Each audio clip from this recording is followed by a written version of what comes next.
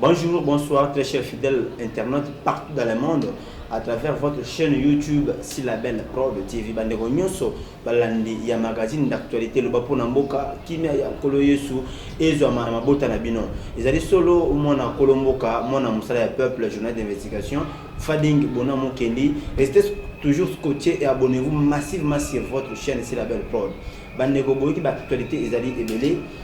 Ce matin, notre deuxième numéro du mois de février, toujours recevoir un professeur des universités, un cadre, un analyste politique, au Wapi Azali invité Nabiso, au Akolimo, Labino Makamai Matali politique, Nandeni Longobani, sur le plan scientifique.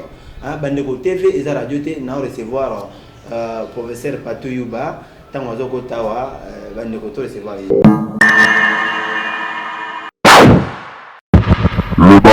Voilà, comme je vous ai dit dans l'annonce que je reçois le professeur Patou Yuba na Katia Moka. Bonjour et bienvenue, professeur. Bonjour, Fading Bona, le grand journaliste. Merci beaucoup, prof. Merci de nous avoir honoré. Nous répondre à l'invitation sur notre plateau. Alors, tout côté dans le monde, nous sommes dans la politique. Mais maintenant, nous sommes Italie. Depuis le divorce, il y a FCC Cash. Le Lotomoni FCC a dirigé pendant 18 ans. C'est l'alternance pacifique que Mokonzambo Kasika Félix Tshisekedi a signé un accord. Mais ces derniers a trahir l'accord à divorcer. Alors, qu'en pensez-vous? Qu'en dites-vous par rapport à cet acte? Bon, je crois que qui est, je sais pas, oui, c'est bilingue, c'est bilingue. Okay, merci beaucoup. Je pense que si nous devons aller même dans les principes veulent que lorsqu'on signe des accords légalement signés, comme la loi le dit,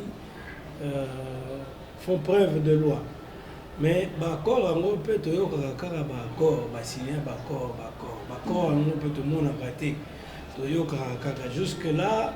Que ce soit du côté des FCC, du côté à Yakash, ils ont des allégations, toujours ils ont signé des accords, mais l'accord, tout le monde a raté. Mais si réellement les accords étaient signés, je pense que ces accords doivent être respectés. Mais quels accords doivent être respectés? Ce sont des accords qui respectent la loi d'abord. Okay. Pour accord signé, par exemple, bon tu signé accord boni, au tegelangai moi na yo to maman na yo, les accords moko oyo ko respecter te, ceux qui ont respecté à monter à na pesa qui au monde. Na ko que nous funda yo te, si je t'accuse, je pense que nous besoin gain de cause vu que naza na signé accord moko nous na yebi déjà que à préalable ils ont respecté te.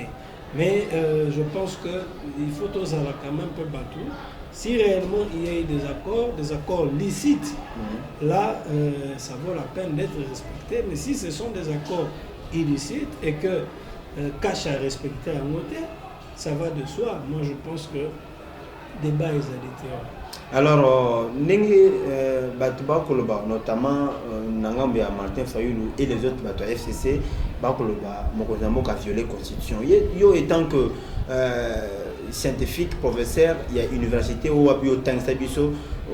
réellement comment respecter la Constitution en bonne et due forme. Est-ce que Mokonzambo a violé la Constitution?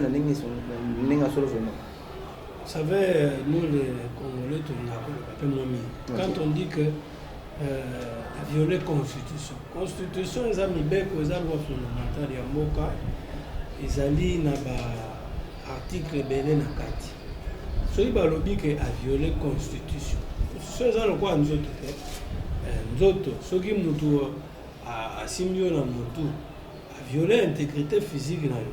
Ceux qui ont assimilé na partie boyée, ils ont violé. Mais maintenant, quand on dit que le chef de l'État a violé la Constitution, c'est à ceux-là qui allèguent que le chef de l'État a violé la Constitution de dire il a violé la Constitution, quel est le principe, quel article et également quel esprit de la loi a violé. Et ça a été a violé.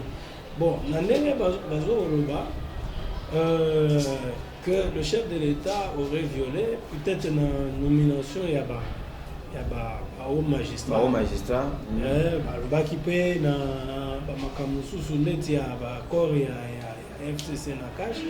Mais moi, je pense que qu'au violer la Constitution, il l'a fait intentionnellement, que ce soit intentionnellement ou pas, il faudrait dans le bateau, qui a violé la Constitution,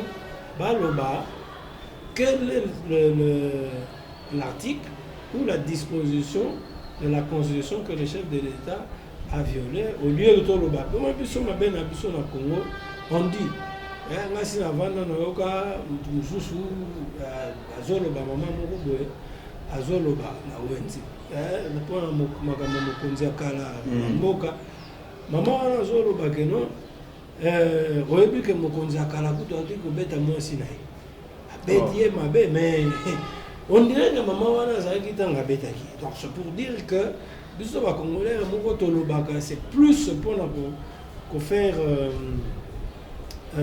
qu'on faire plaisir à certaines personnes, même dans la bateau mosusu et même dans la population, qu'on a dit que non, la population est naïve, mais en réalité, il n'en est rien.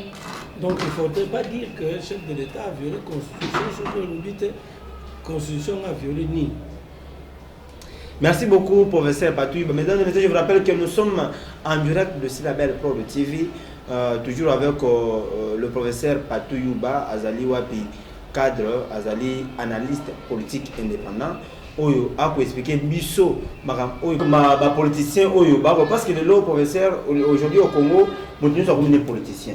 Nous sommes des tongo à la moki allez à comme politicien à comme salami beko à comme le maramu politique. Professeur, j'aimerais que vous expliquiez au moins que le peuple congolais sache réellement politicien zali nani, quel est le rôle d'un politicien dans l'inga solo. Faut tout à fait dans mozindo ya chrétien na biso mkonde. En fait, il y a plusieurs interprétations qu'on peut donner à rôle et à politicien. Vous savez, à l'époque, si nous devons prendre même les définitions des philosophes et de certains penseurs, en définissant la politique c'est l'art de gérer la cité, la société. Donc le politicien, c'est celui qui a l'art de gérer la cité. Donc, exemple, nous avons géré Ngomba, je crois, internaute, non, ça passe pour ça. Oui, ça te va les. Alors, maintenant, ce que tu as en réalité, nous avons géré cité, nous avons géré un combo. Il gère une cité au nom de gens, d'un certain groupement humain pour qui il a le mandat de gérer. Alors, il doit gérer pour le bien-être de ces gens. Mais aujourd'hui, nous tenons soit commis juste parce que Azaki à côté à Bakambi, toi Azaki candidat, et si Kamoko toi Tambola qui n'a pas bateau masaka politique, a mis bengi politicien. Mais politicien, oh, il y a solo. Ezali mutu oyo avec dévouement ami pesi pour être batu oyo azali kokamba bakende liboso pe na mboka oyo ye alingi kokamba ekende liboso ezali te mutu aye po na poche na evimba to po bayeba ye nde mutu azalaki boye azalaki na esika boye wana il faut tosala attention. Politicien en réalité soki tolobi tosala yango ezali bato mosusu mpe baza inné na politique, c'est-à-dire abotami na makila wana, mais aussi bato mosusu babotami nango te me batangi yango. Mais lelo ndeti balobaka kwanga totikela bateke. En d'autres termes, omona kaka mutu alamuki alali plutôt alamuki asali ndoto moko boye pas directement habité nga comme politicien. Comme un politicien bon côté alors que aux ana ba agrégats, aux ana ba éléments oyo ezo permettre yote au sala soit analyse politique ou bien au doit gérer l'état. C'est ça le problème avec les hommes politiques, avec les Congolais. Toyana crise, c'est depuis un bon moment où on vit une crise d'instabilité politique. Donc, ma institution politique est dans l'instabilité à ma casse pendant plusieurs années, nous avons vécu avec Joseph Kabila à 18 ans. Au Tilelo, le peuple congolais a souffert. Professeur, j'ai fait des descentes dans plusieurs quartiers de la ville.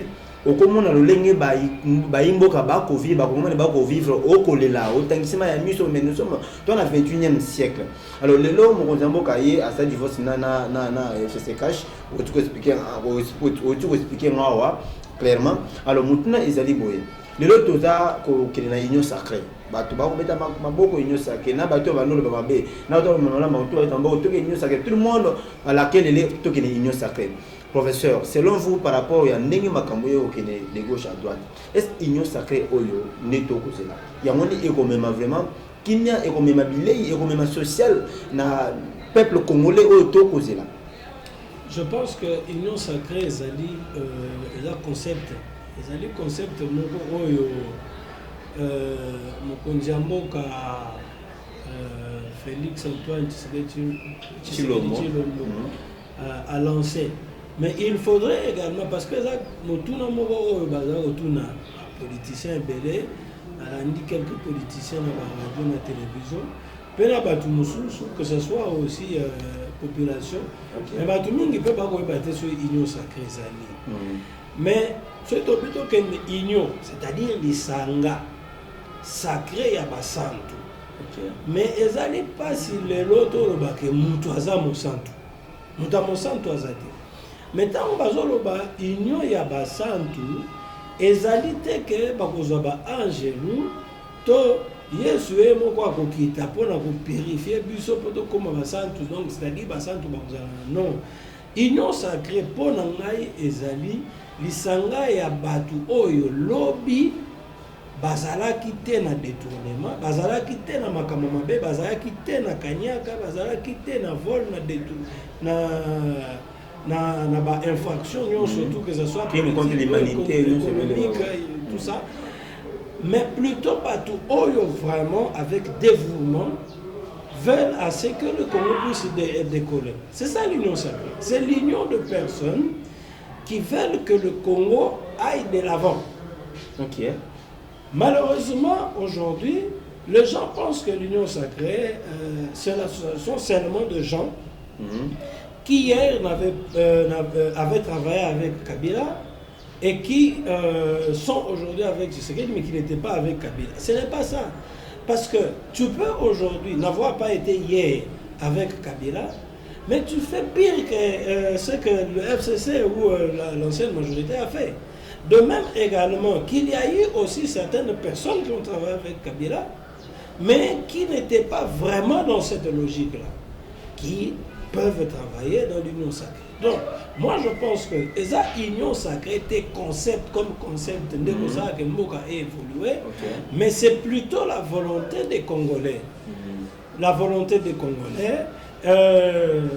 Nenge makanisi oyo tozali na ngopo na mboka évolué ba idée na esaleli mususu ya sika nde kosala que non to évoluer parce que sinon union sacrée ça ne serait que un vœu pied. Voilà, juste un slogan, juste un vœu, mais oyo kosala que tokende pe musika te. Voilà, mais avec le même personne quand on oyo bazaki na époque ya Mobutu, ils ont chanté la loyauté auprès de Mobutu, baye na musée, baye comme na Joseph Kabila, ils ont chanté la loyauté pendant du temps Kabila. Et aujourd'hui avec ce qu'il dit 2 ans, il y a ces mêmes personnes qui changé le langage na bango et puis na moni jamais Kaboun à défendre Batouana. C'est pour laquelle on a qui ben Mbappé à le bac na Kazuma non les gens du FCC ne peuvent pas intégrer l'union sacrée parce que baroya ko salir yango. Mais Kaboun à défendre bango. Alors professeur, qu'est-ce que vous direz au chef de l'État Oyo Yemoko Kolo idéologie na ya union sacrée? Qu'est-ce que vous direz, vous donnez, vous promulguez comme, vous poliez comme conseil par rapport à Batouana ou à union sacrée pour ne pas vivre au Tovivaki dans le passé? Premièrement, moi je pense qu'il faudrait c'est vrai. Député national a un mandat moko national, a un mandat public, a un mandat national comme le chef de l'État. Sauf que moko a collaborer avec Mibeko, donc au législatif. Nous sommes dans le pouvoir exécutif. Mais ce qui pensa, aujourd'hui, il est difficile, il y a beau expliquer Congolais, mais oui, que les députés, Jean-Marc Kabound ou autres, il n'a pas de responsabilité dans la gestion de la chose publique. Ok. Batuming Baromo, le président de la République, c'est lui. La preuve en est que la volonté, l'impulsion, même majorité est changée. En réalité, ce qu'il faudrait qu'on puisse m'oposer, moi contribution, parce que ça quand même une idée dans ça. Ezali était, Azar a besoin de parce que il est non seulement question d'avoir une majorité, mais il est aussi question d'intégrer, d'unifier toutes les composantes politiques pour un destin commun, c'est celui du développement intégral du Congo et le bien-être du Congolais. Okay. Alors, pour ce faire, le chef de l'État a besoin de battre. Mais il faut ailler bango comme les Congolais, il faut ailler là. Nous sommes azali koya, azoya na makanisi ya malamu te. Je pense que aille biango, mais chef de l'État étant que garant de la nation, a occupé ko contraindre bango oyo azamabe parce que la minute oyo za ko bondela te, ya ko contraindre mutu oyo azali ya mabe aye bagosa malamu. Nandere nini to mona rappel ezala mikili ya poto mutu mususu un délinquant azota musa mutuka mais loi ko contraindre ye soko au moyen mais la masanga za te soko mais masanga ba kokanga yo mais ça ne veut pas dire que non kokanga ya mais la masanga te mais ye moko oyeba que sona meli masanga ba kokanga ngai et c'est comme ça également que le chef de l'État boya le roi Bino Bozaba, toi, FCC, n'a pas besoin, parlement, parce qu'actuellement, organiser l'élection, il y a un bon bébé sur le gouvernement. Boya. Mais yo ye ba été, yo muto wuti na ngambo kuna, yo muto oyo mesana kana na boyiba. Awa oye, ye ba yango que ce que osali mabe, okokanga mabe. Donc osa obligé à kosa malamu. Parce que ce qu'on sait malamu te, allez. C'est si kana oza na nini. Mesdames et messieurs, restez scotchés et abonnez-vous si vous entendez de ce label Prod. C'est toujours, nous sommes toujours en direct avec le professeur Patou Yuba, pour la diaspora congolaise. L'unité s'impose, RDC, lutte contre le tribalisme. Toko éveiller conscience au changement de mentalité. On a vu partout en Angoma, Kinshasa, en Congo, où le 26 provinces de RDC, le Bawele, Équateur, Okatanga, Olomami, Otuele, Ituri, Kasai, Kasai central, Kasai occidental, Kasai oriental plutôt, Kinshasa, Congo central, Kwango, Kwilu, Lomami, Lualaba, Maindombe, Maniema, Mongala, Nord Kivu, Nord Ubangi, Sankuru, Sud Kivu, Sud Ubangi, Tanganyika, Chopo, Chwapa, Bandekonanga, Nyoso, na cité na Bamboka wana Nyoso, Bolanda. Numéro Oyo, c'est très très important pour Nabino Bayi Oyo Bako Titibé. Toi toujours na professeur Patou Yuba, Akoluba Maï, Matali vraiment. Professeur Oto Makamuya, il y a les localités élections Ekoya. Mais avant tout on a point wana Jean-Marc Kabound Azaraki premier vice-président il y a Mabound. Batuba qui est incompétent, les incompétents à Okate, donc c'est le poste là ils ont mérité par rapport à l'incompétence. Il faut nous la zone on a qui t'en on raison pour laquelle la zone qui paie qu'on a na ILK on y a zone le même personne va applaudir va mususu va critiquer va mususu ba koloba. Alors qu'est-ce que vous point de vue na yo ezalini par rapport à poste on a jamais Kabound oyo azaki place on a il a été de chi et puis s'imposer à Zongi de sous la place. C'est là où je vois l'inconstance de l'homme politique congolais. Je ne peux pas comprendre que la même personne qui hier était accusée à tort ou à travers d'incompétent et aujourd'hui, curieusement, par la baguette magique de l'union sacrée, devient compétent. Je me dis, il y a un Louis sous roche, mais aussi, il faut ça appeler moi attention, fanatisme pesant et décaté. Lobby, même personne, Oyo kaka même assemblée, traité qui est d'incompétent. Si quoi, parce qu'à l'équipe, il y a soit comme la deuxième année de graduation, troisième année de graduation, trois ans, il y a le cas, parce que va délibérer à commis compétent, alors que dans la classe il y a droite, ou bien pour hasard peut mener à mon compte, moi quand a commis compétent. Il faut faire mon côté barapé. Alors hier, va traiter qui est peu incompétent, parce que Azara qui montre à cash et que la majorité est la FCC. Quoi est commis le rôle dans l'union sacrée pour battre perdre quoi on a monté. Il y a un commissaire compétent ou quoi. C'est là où moi également je ne comprends pas, mais je me dis il faudrait qu'on ait une certaine constance dans la vie politique. C'est vrai que on est aux États-Unis. Tout le monde est Donald Trump, président américain. Ndenge aboyaki alobaki que non de konaye Biden azwaki te ba républicain ba soutenaki ye mais tant ba monaki que et soutien ozaki te que balobaki que oui effectivement kaka azui ye ba accusation na ye zaki nini que de l'autre côté il y a eu fraude de tout ça mais tant ba mususu ba monaki que non fraude zaki te ba ndimi Biden mais balobaki te que nécessairement qu'il y avait fraude. Donc, c'est-à-dire que ça lui volte-face, mais se rendre compte de la réalité. Mais l'homme va traiter Moutou, va qualifier déjà Moutou d'incompétent. Les lobes a comme compétent sur base de la baguette magique. Je me dis, il faudrait également que les politiciens abusent ça. Merci beaucoup, professeur. Tokomi Kochité vers fin de l'entretien Abusso. Avant dernière question, avant toute la question au Italie, Union africaine et pas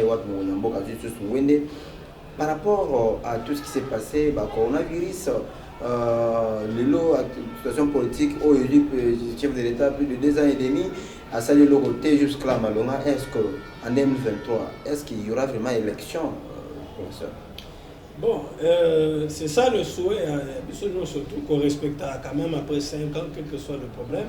Tout le monde aura aux États-Unis pendant la Deuxième Guerre mondiale, les Araquis, mais quand même, organiser l'élection. Bon, c'est vrai, tout le monde qui a un gouvernement et le cas qui a un régime passé, il y a un peu de problèmes, des difficultés d'ordre financier et autres.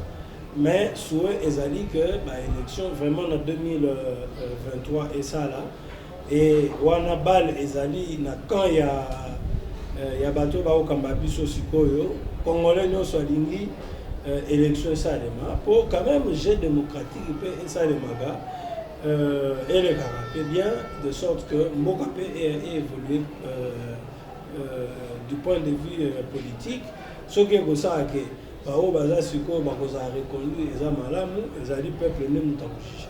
Et bon, ce qui est l'élection, ça a imité les conséquences, c'est la tête pour ça. Si, conséquences, c'est parce que Moutunet, Azar s'est préparé pour Azar candidat en 2023, à préparer base et aux conséquences fâcheuses, mais aussi, même aux yeux de certains bailleurs de fonds, le roi et décrédibiliser le gouvernement, D'accord, professeur Tokoti, na dernier point, na biso ezali Ngwende Oyo, ça fait plusieurs années, depuis 67, si le lot 2021, tout le monde est au Congo, et puis Ngwende, il y a Union sacrée et il y a Union africaine.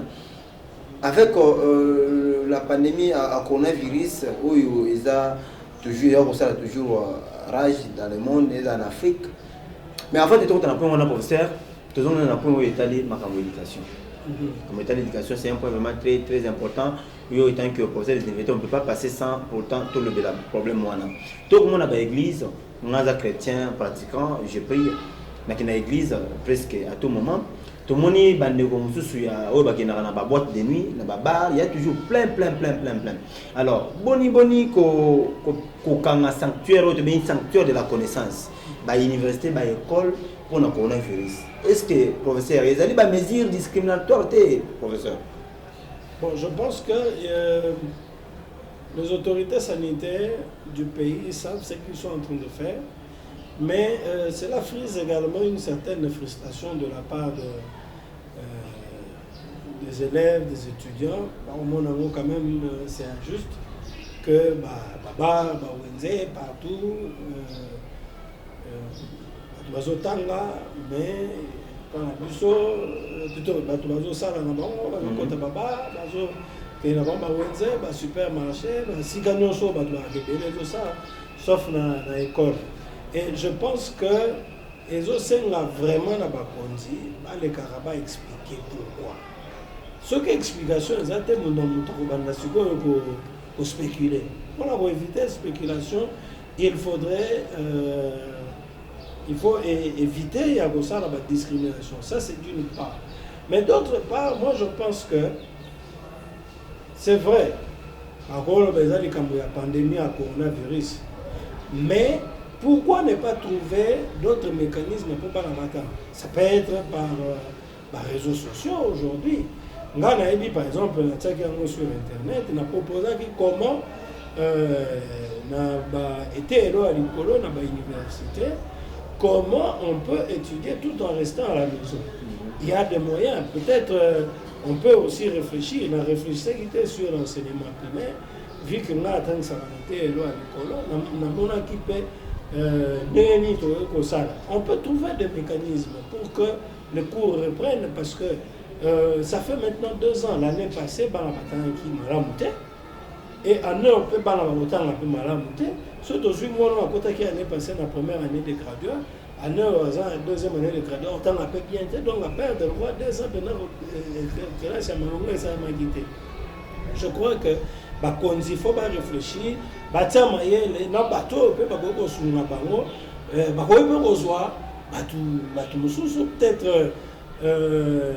de gens qui peuvent avoir des idées sans pour autant nécessairement tout ça, ils peuvent venir contribuer pour être Moussale.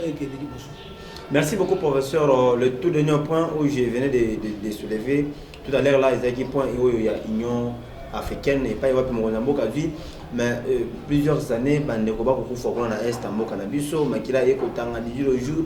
Alors est-ce que ndenge mo konzamboka fati azui union africaine, est-ce que ba guerre na est et aussi là, est-ce que problème oyo surtout ya mboka na biso oyo biso to ko vivre toujours nettoie na lifelo, est-ce que eko aussi là, professeur?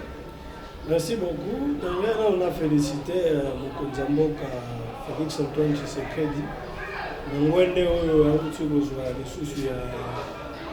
la présidence tournante de l'Union africaine. Alors, je voudrais ici épingler 2 choses. Il y a une question de fond et une question de forme. En termes de forme, il faudrait savoir que la présence de l'Union africaine est tournante. Ça veut dire que Ngonganabiso et Kokaki, et tant Ngonganabiso et Koki, et ça veut dire que na tango yango Ngonga et Koki, moto aza mokonzi eza Félix Antoine Tshisekedi. Nzambe mutalingaki ezala bongo ezala na tango na ye. Tozui yango. Mais il faut également savoir que le président de l'Union africaine, ce n'est pas que Aza président et Afrique, il y a une fois dans ordre en Afrique. Non, non. C'est-à-dire que les gens qui ont une charte de l'Union africaine, ils ont pris sa président par attribution. Par attribution, c'est-à-dire que Azo Kamba, quand même, ma organisation supranationale, Union africaine. Alors, ce que nous avons na fond. Na fond, Afrique est amenée à plusieurs problèmes. Le problème est économique, le problème est politique et le problème est socio-culturel. Ce que nous avons un problème économique, dès en 2018, nous avons Rwanda, l'Union africaine, nous avons lancé une zone de libre-échange continentale africaine, donc ZLECAf ou ZLECA. Alors, zone de libre-échange hollandais, il faut dire plus en réalité comment un libre-échange, mais tu recordes dans la profondeur. Si tu parles de zone de libre-échange, le libre-échange c'est quoi? Tout s'échanger librement. Mais en Afrique, tu s'échanger nini biso to produire par exemple la République démocratique du Congo, par exemple Burkina Faso, Djibouti, Sierra Leone et tu s'échanger entre biso. Mais soit biso tout ça kanguba. Mais tu s'échanger car tu ça zone de libre-échange là pour Nguba. Alors donc il faudrait également qu'on approfondir la question de la zone de libre-échange, d'où la difficulté qu'on a. Par exemple, aussi, libre-échange, on a posé problème dans le Mboka, est,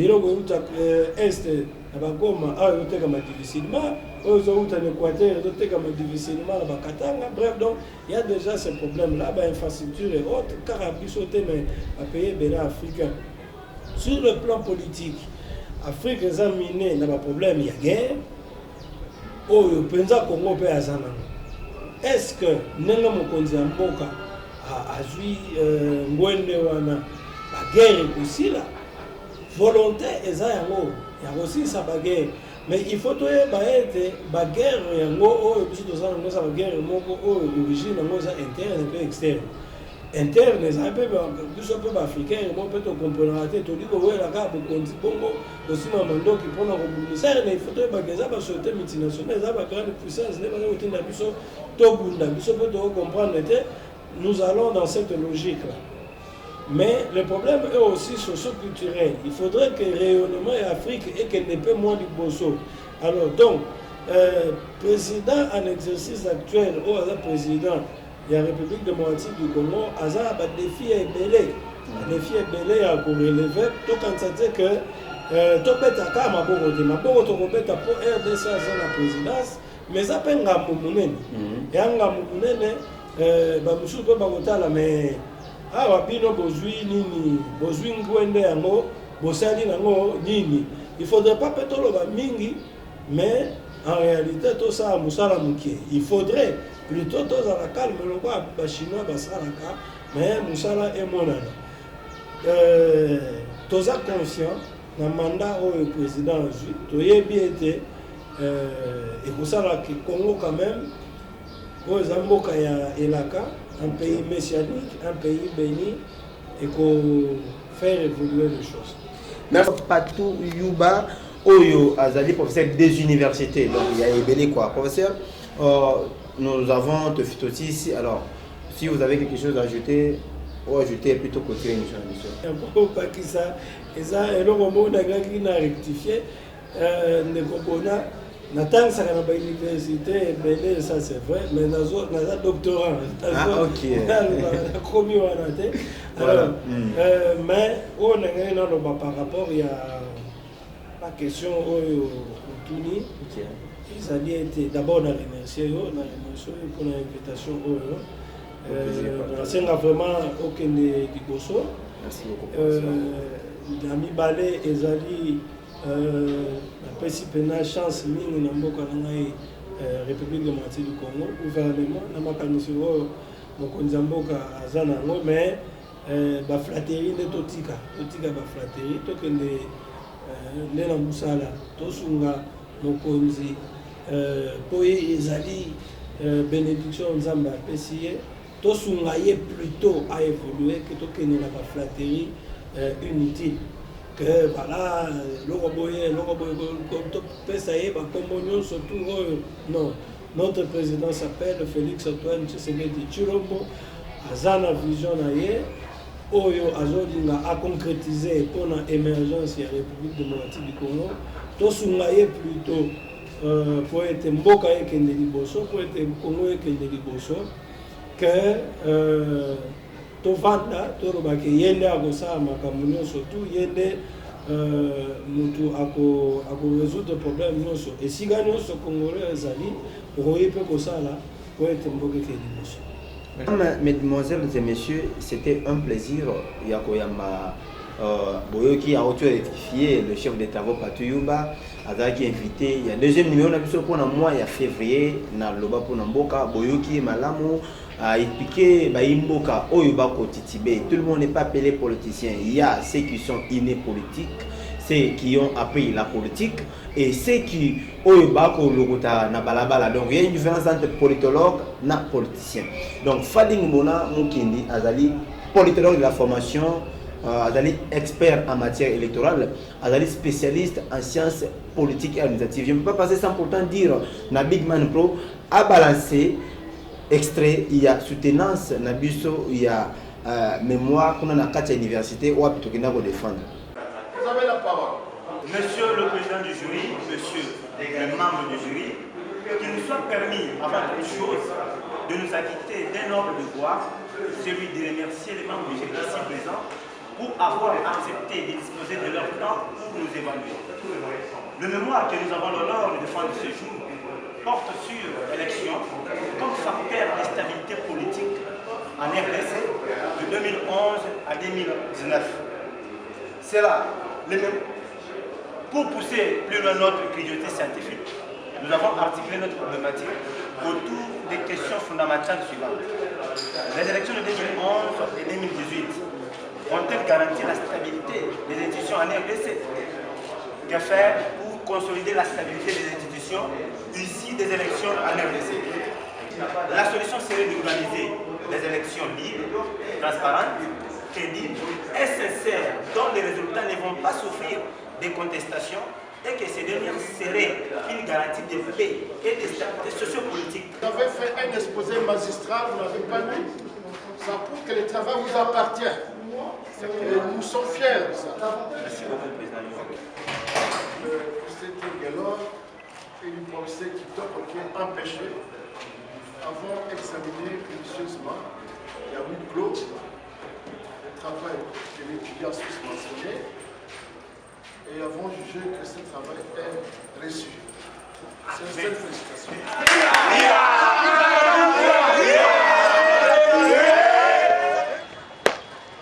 Général Opes, général chargé de sécurité opération de l'Université pédagogique nationale honoraire, devant vous, le disciplinaire titulaire de la brigade Didier Michel.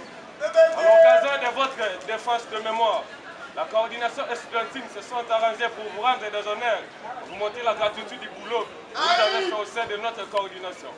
Et nous profitons de cette même occasion à vous féliciter sincèrement. Je vous invite à passer les troupes en revue. Mes remerciements vont en étranger, en Europe, chez Madame la secrétaire Silabel Ford, également à mon ami personnel Sidier Foula. Nous avons très bien défendu même. Alors, c'est avec honneur que je suis en surtout je reviens pour dire que c'est avec honneur, je remercie tous ceux qui m'ont soutenu.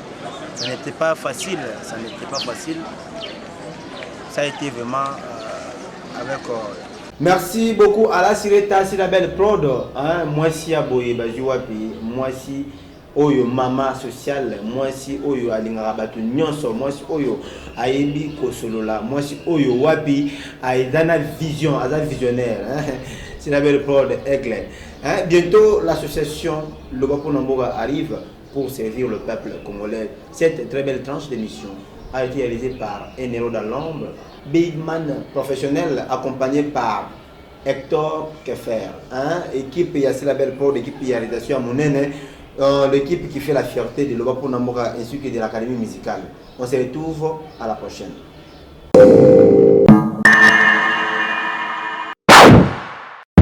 Lobapo Namboka.